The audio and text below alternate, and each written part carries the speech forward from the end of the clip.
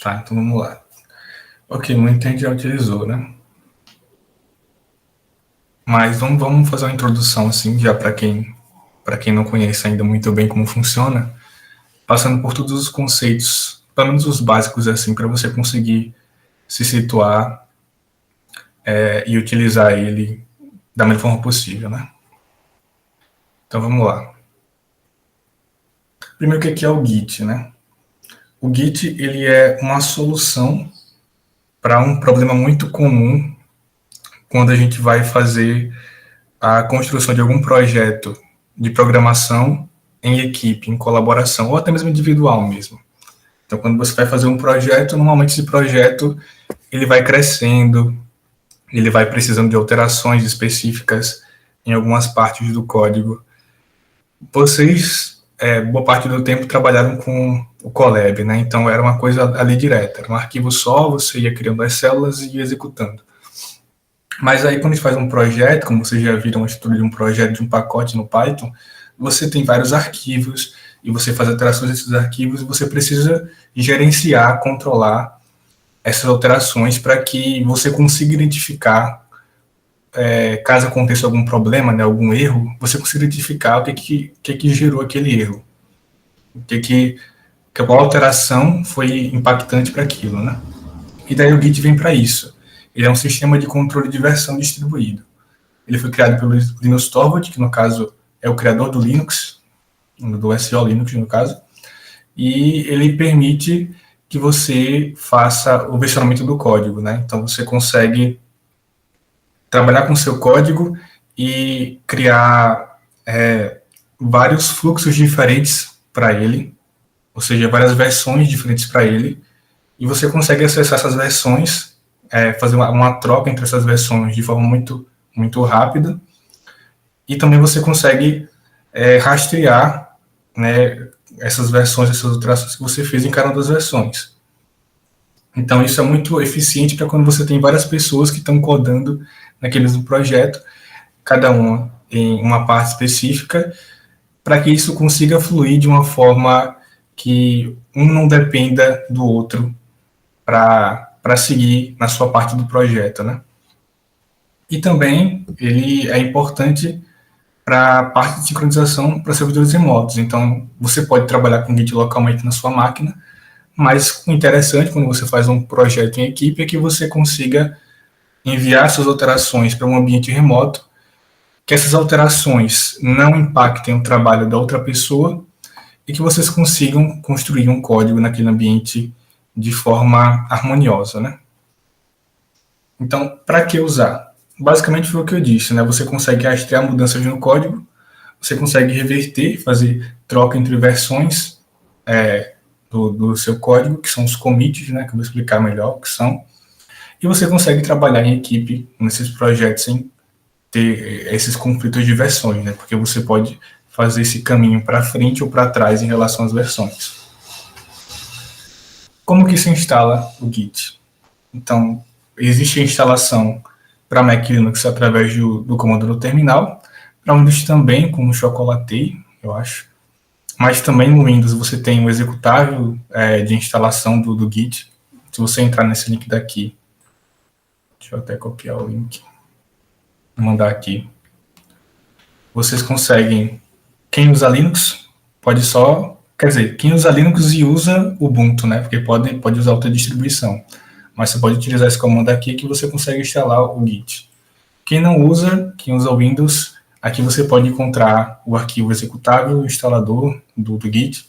Quem usa Mac também tem o comando do terminal para isso. Então, cada um tem sua forma de instalar.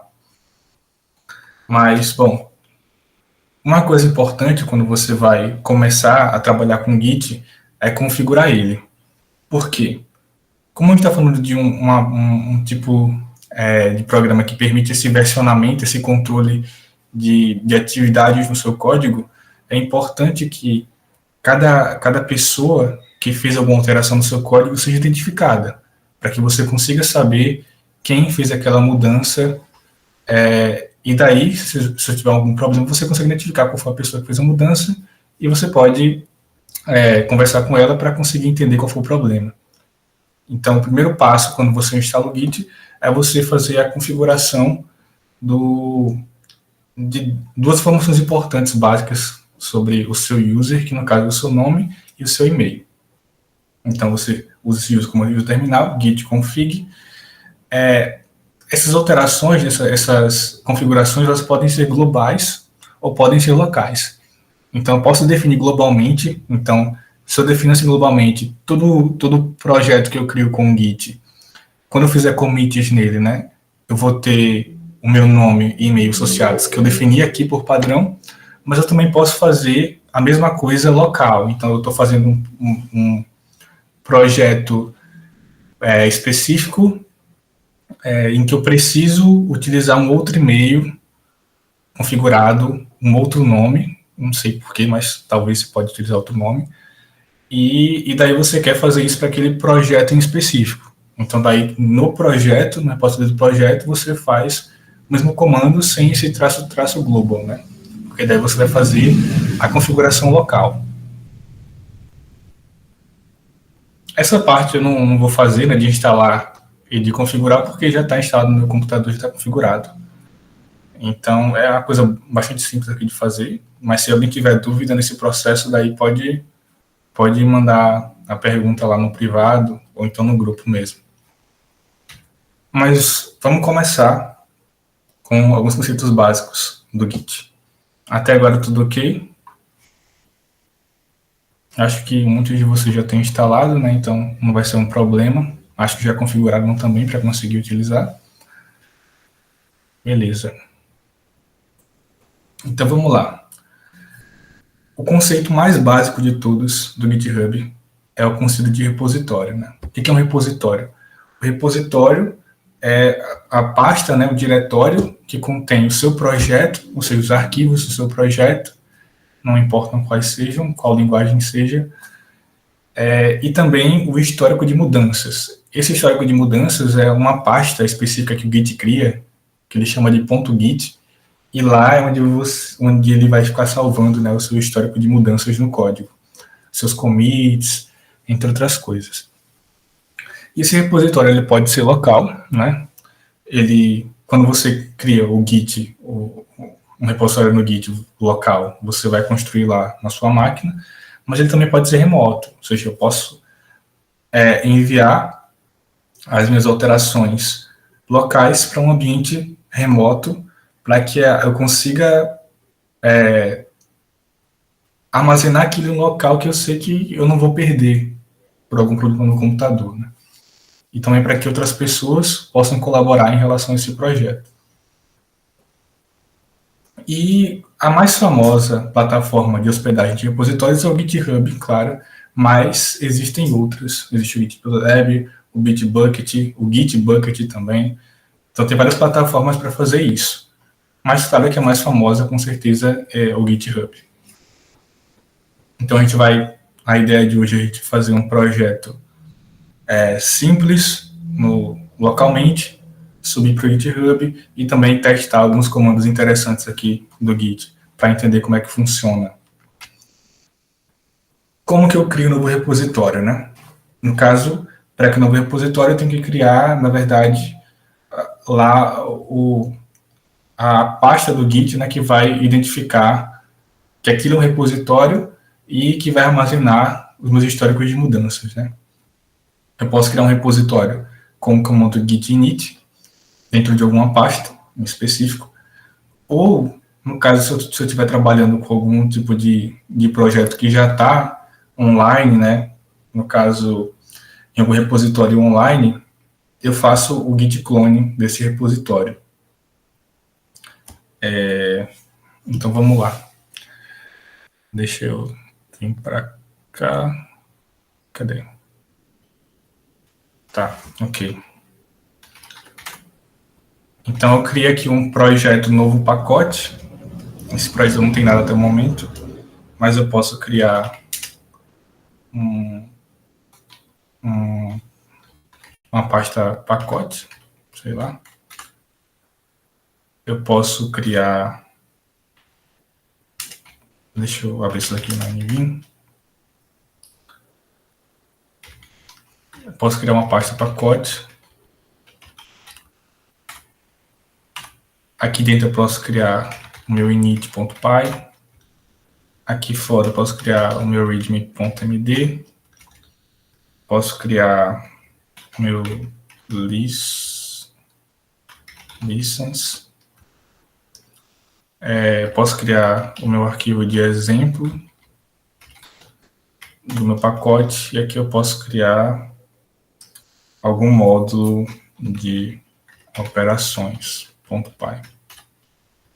Certo? Então, eu tenho vários arquivos criados aqui. Pacote. O readme.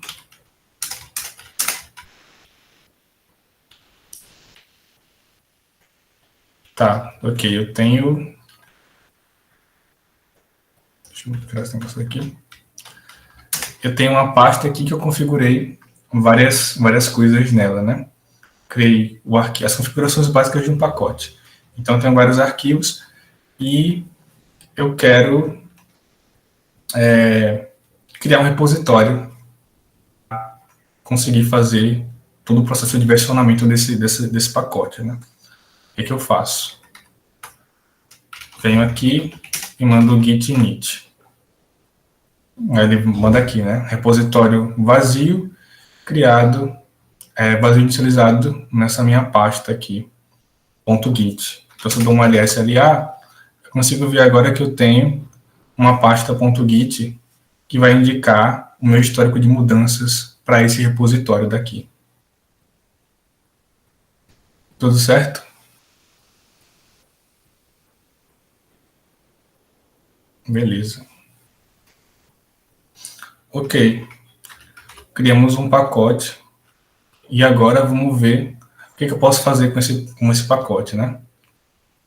Esse daqui é o workflow básico do Git. Então, os estágios em que alterações que você faz no seu arquivo podem ficar e os comandos que você pode utilizar para ficar fazendo esse processo de transferir as suas alterações para estágios diferentes até que ele vá para um repositório remoto, né? Então, a gente tem o Working Directory, a Staging Area, o Local Repo e o Remote Repo, né? Que é o repositório remoto que fica lá no GitHub, por exemplo.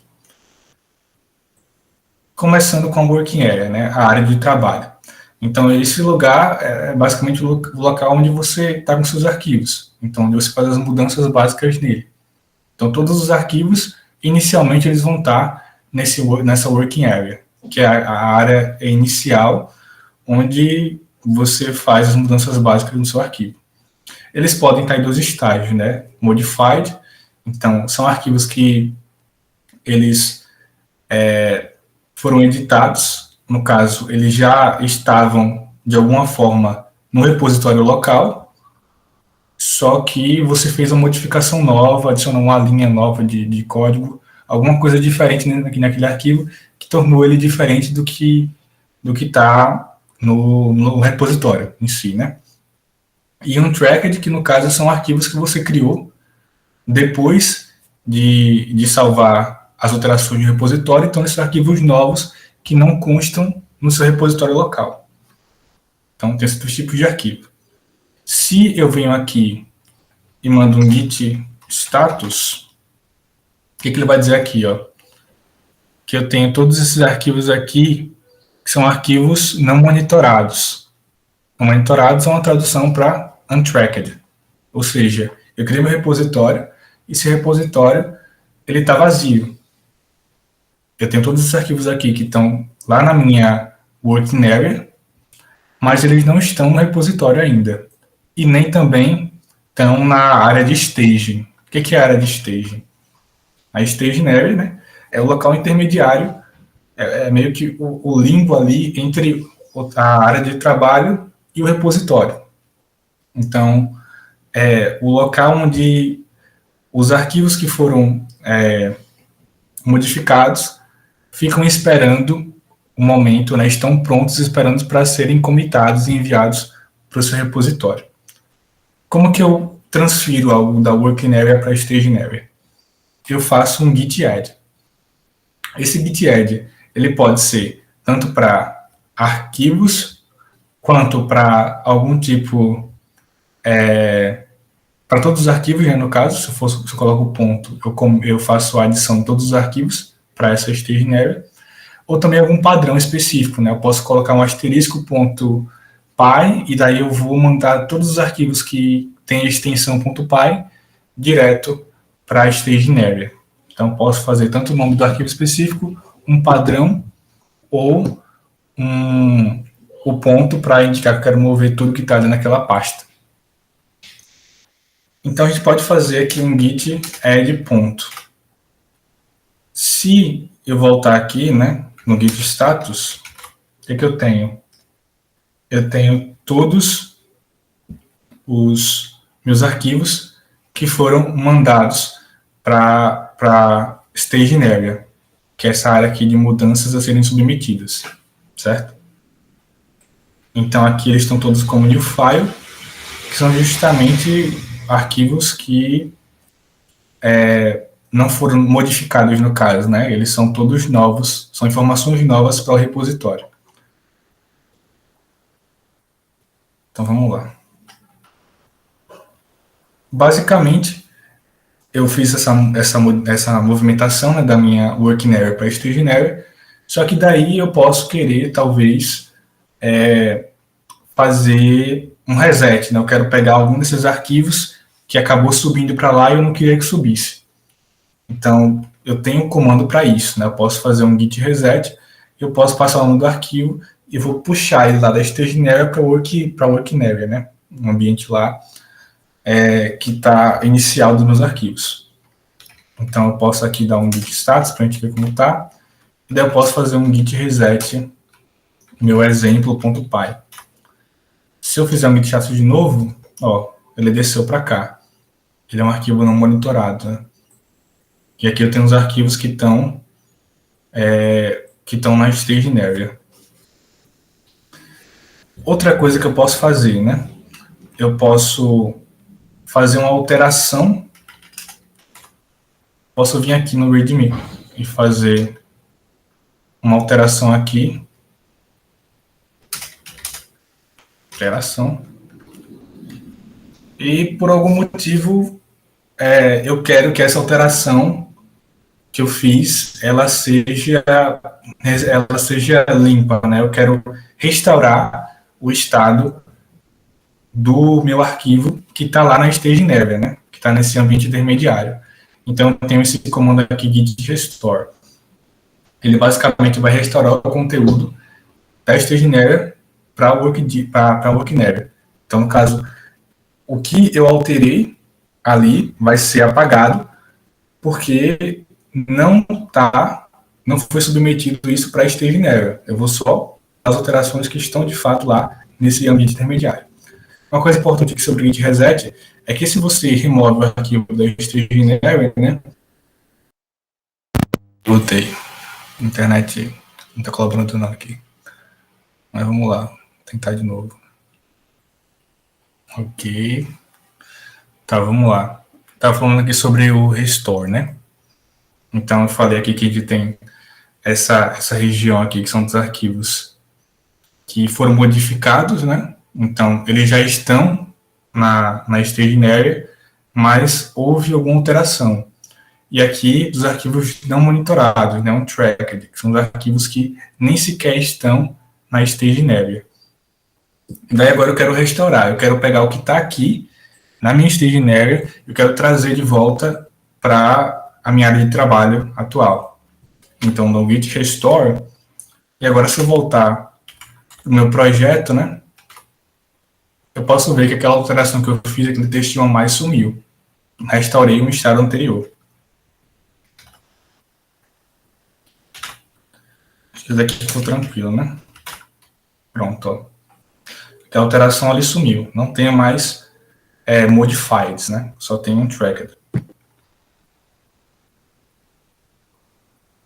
Bom, antes de falar agora sobre a região do repositório em si, local, no caso, né, é importante falar sobre o que faz com que eu transporte as coisas dessa área intermediária para a área do repositório em si. São os commits.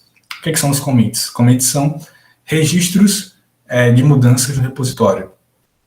Então, normalmente eles incluem alguma mensagem explicativa, né? E existem várias formas de você fazer commit e boas práticas em relacionadas a isso, no caso, para que durante um projeto, né, que tem muitas pessoas trabalhando, fique claro o que aquela modificação ali ela fez de cara, né? Então, que eu não precise entrar no código em si para ver o que foi modificado, que só aquela mensagem em si, ela me traga uma clareza para dizer se eu fiz uma alteração de adição de novo código, né? Se eu fiz uma alteração que não impacta no código em si, é só uma alteração de documentação, por exemplo, eu fiz alguma coisa no README, por exemplo, então isso daí não vai alterar o meu código em si.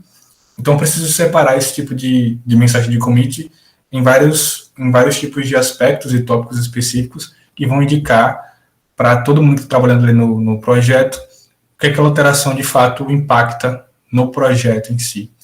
Mas isso aqui é uma coisa um pouco mais avançada, quando vocês forem fazendo projetos em si, na parte do prática de pesquisa, por exemplo, vocês vão ver isso melhor. Mas, por enquanto, tem esse link aqui, né? Eu vou deixar esse slide disponível para vocês, e vocês vão conseguir ver alguma dessas práticas, né? Mas basicamente o commit é isso, né? Eu vou registrar, vou falar para o repositório que eu modifiquei tais arquivos em tais lugares específicos, né? E eu vou adicionar uma mensagem para dizer, para resumir, né, o que aquelas alterações impactaram no meu código, no meu projeto. E daí a gente chega na terceira região ali do workflow do Git, que é o repositório local. Então, nesse repositório local, vai ser o ambiente onde eu vou armazenar os commits, né, as alterações que eu fiz do código. Então, ele funciona como um banco de dados que armazena um histórico das versões do meu código.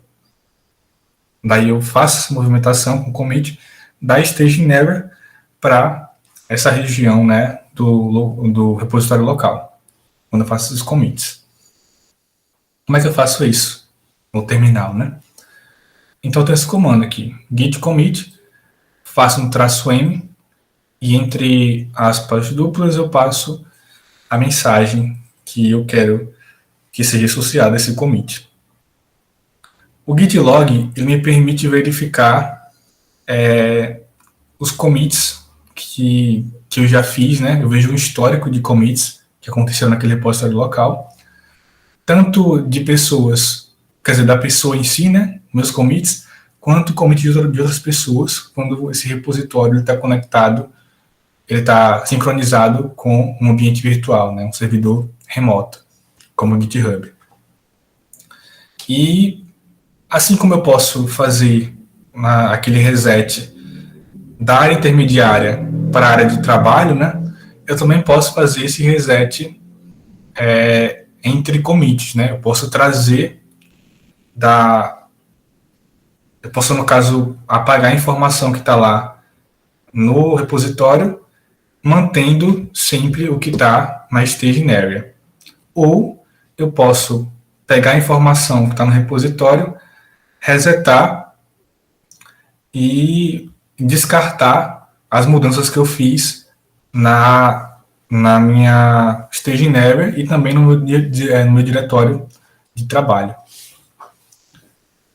Então vamos lá. Eu tenho esses arquivos aqui. Eu tenho esses arquivos aqui que estão na minha staging area. Lembrando, o commit ele só vai enviar para o meu repositório local os arquivos que estão na staging area, na área intermediária. Então, exemplo.py e license não vão para aquele lugar do repositório local enquanto eu não fizer o add dele para esse ambiente intermediário. Mas eu posso fazer, por exemplo, um git commit. Vamos tirar reset pacote. Pronto. Tá só o readme lá. Eu quero fazer um commit específico para o readme. Então eu venho aqui, ó, git commit -m, adiciona readme no projeto, certo? Ok. Então aqui ele fala que eu adicionei que eu fiz uma mudança de um arquivo, né? E eu fiz 3 novas inserções nesse arquivo. Daí eu criei um arquivo chamado readme.md e agora meu repositório local tem um único arquivo, que é esse readme.md. O resto não está lá ainda, porque eu não fiz commit. Se eu ver um git status aqui, ó, agora eu só tenho informação que está untracked, né, que está no meu diretório local. Eu posso, por exemplo, agora fazer um git add license, e daí eu posso fazer um git commit adiciona licença do projeto. E agora, com o git log, eu posso ver o meu histórico de commits, né? Então, eu vou ter sempre o quê? Eu vou ter o nome commit, eu vou ter um hash, né? Uma informação única que vai identificar aquele commit, que vai ser importante para quando eu precisar fazer um reset desse commit. Eu vou ter o autor e aqui, ó, aqui é aquilo lá que eu mostrei da configuração. É o meu user.name e aqui é o meu user.email. E eu tenho a data, que é a data em que esse commit foi feito, né? A data do computador. E aqui no final eu tenho o corpo do commit, né? A descrição, a mensagem que eu associei àquele commit. E aqui são 2 commits que eu fiz até o momento, certo? Então eu consigo ver esse log para conseguir compreender o meu percurso, né? Naquele branch, e para também eu conseguir acessar o valor do hash desses commits para fazer essas alterações, né? Vamos lá, vamos seguir. Feito isso, né, a gente conseguiu já compreender como criar um repositório, como que a gente transfere alterações dos arquivos para 2 regiões diferentes, né, do workflow do Git, né, que é a região intermediária, onde eu tenho alterações ali que estão prontas para irem para o repositório, mas que eu posso manter ali porque eu posso, talvez, precisar restaurar alguma coisa, resetar alguma coisa, então eu não tenho certeza daquilo. E também eu tenho a última região, que no caso é a região do repositório em si, que é onde eu já armazenei informação que eu queria armazenar no repositório, né? Eu queria guardar para aquele código, mas que ainda assim eu tenho maneiras de resetar aquele conteúdo, né? Voltar de um commit para o outro sem muitos problemas em si. Mas aí a gente chega também no conceito principal do Git, que é a ideia do versionamento, né? Eu consegui criar versões diferentes do meu código, trabalhar em versões diferentes através de um mesmo código. Consegui transitar entre essas versões e permitir que várias pessoas trabalhem com esse código em fluxos diferentes, fazendo coisas diferentes, de um modo que isso não acabe causando conflitos nesse código. Mas, assim, se você também não souber usar o Git e começar a ficar brincando com branches, né, com esses fluxos, pode também dar problema e daí pode ser até pior. Mas vamos tentar olhar isso daí de uma maneira um pouco mais simplista, né? O que é uma branch? Uma branch no Git, ela é uma linha de desenvolvimento. Então, é um percurso, é um caminho específico que parte de algum ponto específico e se ramifica, né, em regiões diferentes. Normalmente, quando a gente cria um projeto, se trabalha com um branch principal, né, que é onde vai estar o código final, que é normalmente o branch master ou main, e daí você vai criando ao longo do tempo, né, outros branches que vão simbolizar características diferentes que foram adicionadas no seu código. Então, se eu estou construindo um projeto,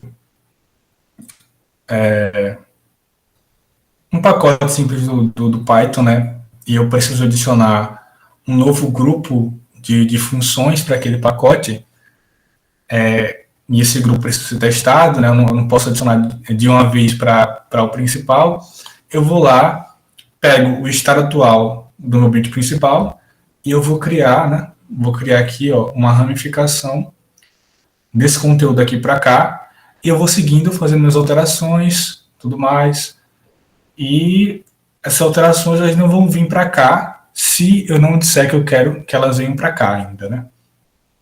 Que é quando eu faço um merge, eu faço uma mescla entre o branch principal ou qualquer outro branch com um branch secundário, né? Um outro branch aí. Comandos para fazer isso, né? Então, atualmente, se a gente vem aqui com o comando git branch,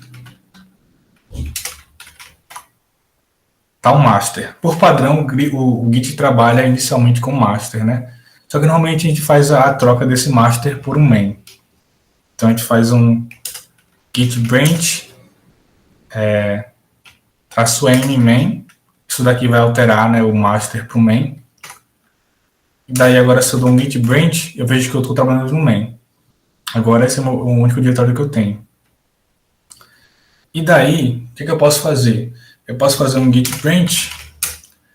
Esse git branch ele vai criar um novo repositório. E eu tenho que passar o nome desse repositório, né? Eu posso passar o nome como, por exemplo, feature. E agora, se eu for um git branch aqui de novo, eu tenho dois repositórios. Tenho dois branches, no caso, né? O main e eu tenho o feature. Essa estrelinha aqui no main significa que eu estou atualmente nesse fluxo, né? Nessa versão do meu código. Como que eu posso trocar? Git checkout e passo feature, né? Aqui, ó. Houve um switch, né, uma troca para esse branch. Se eu dou um git branch de novo, agora eu estou no branch feature. Como esses dois branches aqui atualmente são iguais, né, porque eu não fiz alterações em nenhum dos dois, então não houve nenhum tipo de alteração em si. Mas aí, por exemplo, né, nesse branch feature, eu posso fazer o seguinte. Eu posso, deixa eu ver aqui, git status. Eu não adicionei nem exemplo.py, nem pacote, né, o que está em pacote, conteúdo de pacote. O que eu posso fazer? Eu posso, nesse branch aqui da feature, começar a construir o meu código e deixar lá no main só o básico, que no caso seria o readme e a licença, né? Daí agora eu vou fazer um git add, exemplo.py, um git add ponto, né, que daí já adiciono tudo. Git status, ok, adicionei exemplo, o init e operações, e daí eu posso fazer um git commit, -m, adiciona arquivos iniciais do pacote. Ok. Agora, se eu der um git log, né? Eu tenho aqui o primeiro commit que eu fiz, né? Adicionar readme. Aqui a licença. E agora, eu criei um novo commit. Só que percebam que aqui, ó, até aqui, ele diz que tudo que está aqui abaixo foi feito no branch main, no principal, né? Mas a partir daqui, o head, né, a cabeça, no caso, o ponteiro que aponta para onde que o meu branch está, né? Tanto o branch quanto o commit, no caso, ele foi transferido para o feature. Então, esse commit aqui, ele existe para esse branch. Para esse daqui, não. Tanto é que, se eu dar um git status aqui, ó, ok, não tenho nada a ser comitado, mas aí se eu faço um switch, né, git checkout, e passo main, troquei para o main, git status, não tem nada a ser comitado, mas se eu vir aqui, deixa eu fazer uma alteração no caso, né, cd, novo pacote, nvim ponto. Vamos falar aqui, ó. Vocês estão vendo? Eu só tenho 2 arquivos aqui. Porque eu mandei os outros arquivos lá para o meu outro branch. Se eu fechar aqui e fazer um git checkout feature,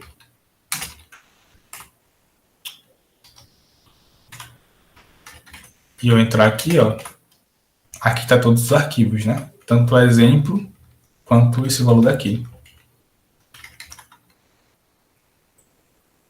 Uma mensagem.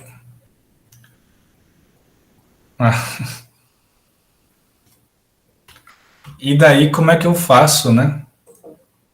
Para recuperar, Tá, eu fiz aquelas alterações lá no branch feature e agora eu quero que elas vão para o main.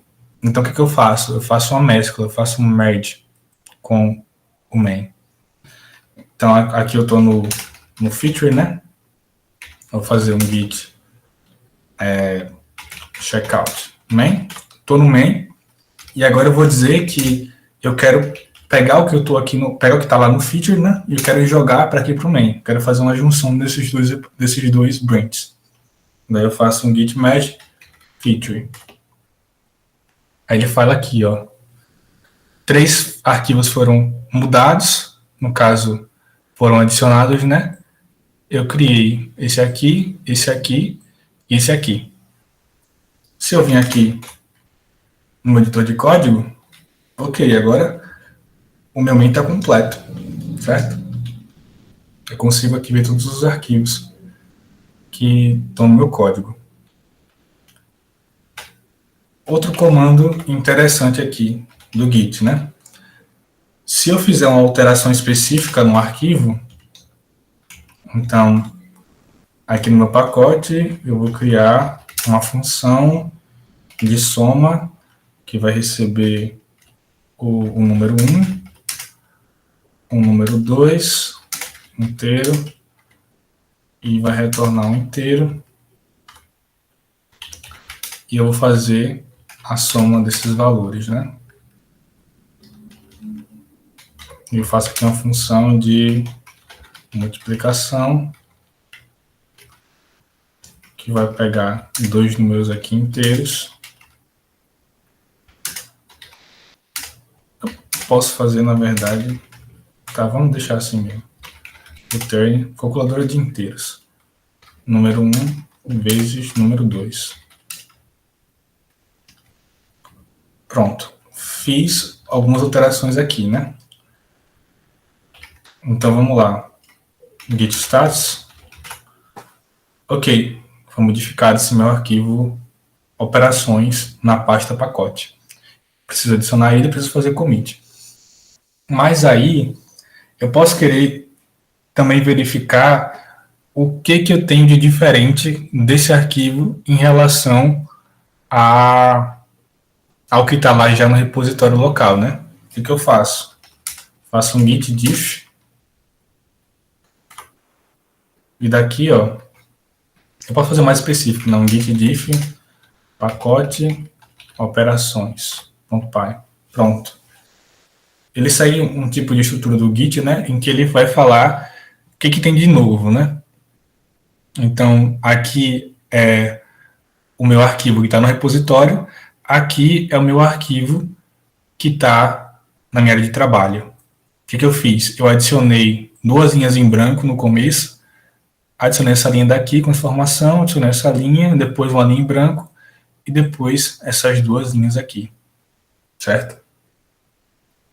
E daqui eu consigo verificar essas alterações. Eu posso fazer um git add pacote operações.py git commit -m adiciona duas operações ao pacote, ok. E agora git diff não tem nada, porque eu já mandei as alterações que eu fiz lá, para lá.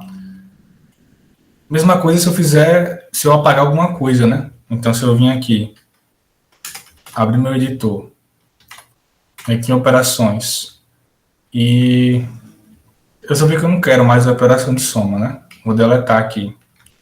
Pronto. Se eu vou fazer aqui um git diff, ó, ele mostra em vermelho, né? Uma subtração. Eu subtraí essas duas linhas aqui do meu código. Removi elas. Essa é a diferença entre o que está no repositório e o que de fato está na minha área de trabalho.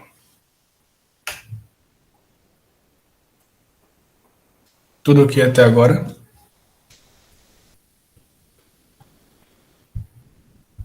Alguma dúvida, alguma pergunta? Alguém já tentou fazer suas coisas e se embolou e não deu certo?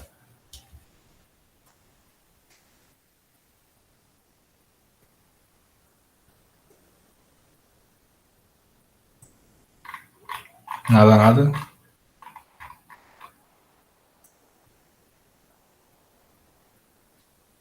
Ok, então agora vamos para a parte de enviar essas informações que a gente construiu, né, esse repositório, para um ambiente remoto, certo? Então, eu vou entrar aqui no meu GitHub e eu vou criar aqui um novo repositório. Vocês todos devem ter conta lá, ou então, para fazer, é como fazer com qualquer plataforma online, você passa seus dados lá e você faz a conta. E daí aqui eu posso criar um novo repositório. Esse repositório é o meu repositório remoto, né? Que está no ambiente virtual do GitHub. Posso dar um nome para ele, pacote teste. Vou tornar ele público, né? Qualquer pessoa pode ver esse repositório. E eu vou criar esse repositório aqui. Aqui ele já vai dar algumas instruções básicas, né? De como que você consegue fazer a parte, né, de inicializar um repositório local, fazer a adição para a staging area, fazer o commit para enviar para o repositório local, você trocar, né, porque o padrão do GitHub é utilizar o print main, não o master. Então, daí ele já indica para você fazer essa troca daqui, você trocar o master pelo main. E daí vem esse comando aqui interessante, né? Esse comando, git remote add origin, ele basicamente está dizendo que eu vou adicionar um ponto, né, de origem para um repositório remoto, associando ele ao meu repositório local. Para fazer isso daqui, você tem que fazer umas certas configurações básicas em relação ao GitHub, né? Você tem que ter, dependendo do que você está usando, né, Windows ou Linux, você tem que ter uma chave privada associada ao seu computador para que ele consiga identificar que você tem esse tipo de permissão para você associar ao repositório local, repositório local, no caso, a um repositório remoto seu, né? No caso, você pode fazer o clone de repositórios externos, mas para você associar isso a um repositório seu, você tem que ter algum tipo de confirmação, algum tipo de identificação para dizer que aquele computador que você está usando é de fato seu e que você pode fazer alterações e sincronizar essas alterações com o repositório remoto. Mas então vamos lá. Eu posso fazer esse comando daqui, ó, git remote add origin, né? Ok. E agora eu tenho um comando git push. Git push, ele vai enviar informação que está no repositório local para uma origem específica e você diz qual que é o branch que você quer enviar. Eu tenho o main e eu tenho o feature, eu quero enviar o main, né? Dou git push origin main e daí ele vai começar o processo de enviar. Aqui, ó.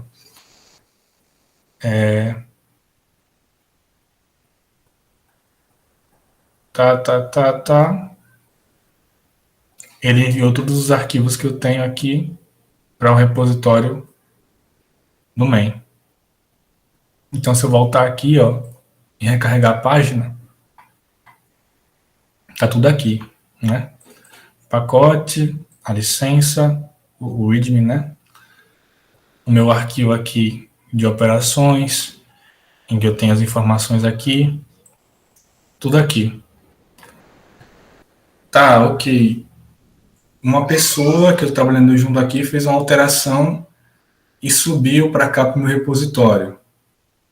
Como que eu faço para sincronizar o que eu tenho localmente com essa alteração? Então, vamos fazer uma alteração aqui. Venho aqui no README, eu faço adicionei uma alteração. Vou fazer o commit, atualiza o README, commit as mudanças, pronto. Agora, aqui eu tenho uma informação nova que não está no meu repositório local. O que eu faço? Faço um git pull. E eu posso passar também, né, a origem, eu quero fazer esse git pull da origem no branch main. Então, se eu fizer isso daqui, ó, o que ele vai fazer? Ele identificou, né, que no branch main, lá da origem remota, né, eu tive uma inserção, né, e uma deleção no meu arquivo. E agora, se eu abrir aqui, pronto, eu tenho alteração. Adicionei uma alteração, foi o que eu modifiquei lá remotamente. Git status. Eu fiz aquela subtração, né? Então posso, lembrando, fazer um git restore, meu pacote barra operações. Pronto. Se eu vir aqui, tá aqui de novo as operações. Né? Tudo correto.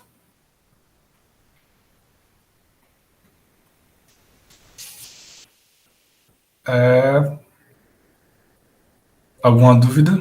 Alguém teve algum problema em subir um repositório para o GitHub? Ou como configurar isso? Todo mundo tá de boa, então, velho.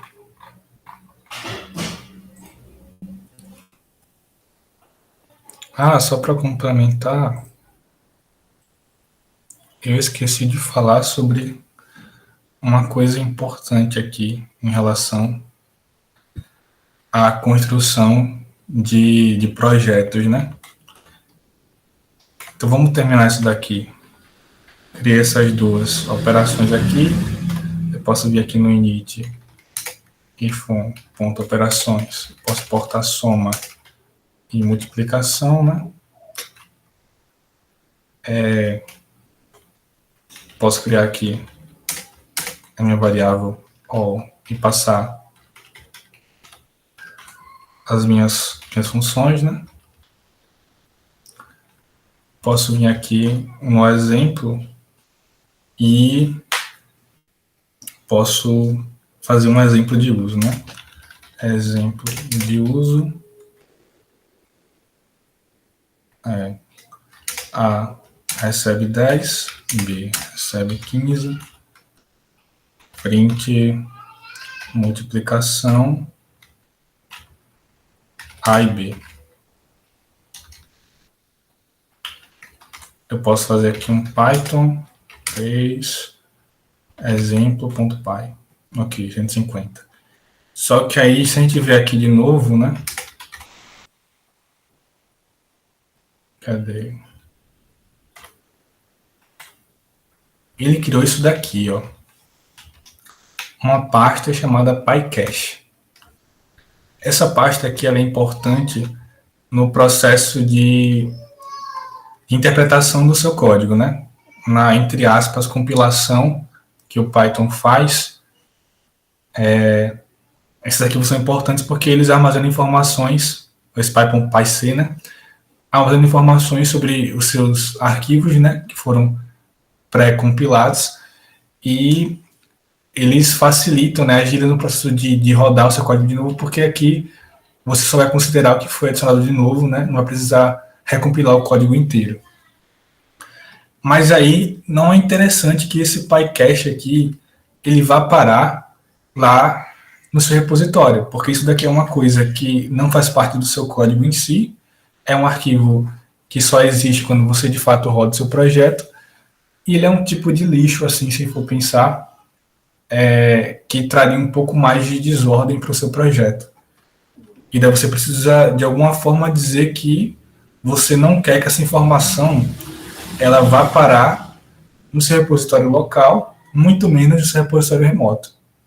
O que você faz? Você adiciona um novo arquivo chamado .gitignore. Aqui você pode passar todos os tipos de arquivos, padrões de arquivos, diretórios que você não quer que subam para o seu repositório local e, no caso, consequentemente, para o repositório remoto, né? Então, aqui eu quero dizer que tudo que for PyCache, eu não quero que suba para lá, certo? E agora, ó, o meu editor aqui, o Neovim, ele já identificou que esse arquivo daqui, ele não pertence mais ao tipo de arquivo, ao tipo de pasta, né, e diretório de arquivo, no caso, que é importante para o meu código, né? Ele não é importante, então ele não vai para o repositório, e daí ele ficou escondido. Eu tenho que dar um Shift H aqui para mostrar ele. Só que daqui ele está bloqueado. Tanto ele quanto o .git, né? E daí, com essas alterações que eu fiz, né? Eu posso fazer um git add tudo, git commit -m, cria exemplo de uso do pacote. E daí eu posso fazer um git push origin main, né? Você vê que ele disse que... Cadê? Que foram 3 arquivos mudados, né? Que no caso foi o init, que eu alterei, o gitignore, que eu adicionei, que ele vai para lá, né? Para dizer o que não pode ser adicionado, né? Subir para o repositório. E também o exemplo.py. Então, se eu vim aqui recarregar, ó, agora eu tenho um gitignore. E se eu vir aqui em pacote, vocês podem ver que não subiu o meu PyCache para cá. Então, aqui vocês podem utilizar tudo que foi importante que não precise ir ou que não pode de maneira alguma subir para cá. Como ambientes virtuais que você constrói, né, para tornar aquele código, no caso, isolar, né, bibliotecas do Python, arquivos sensíveis, né, então que tem informações sensíveis como, sei lá, algum tipo de chave de alguma API específica, ou então algum password específico, né, e daí você pode adicionar aqui e listar nesse arquivo gitignore. Eu acho que vocês já conheciam isso, mas só para informar, né? Importante.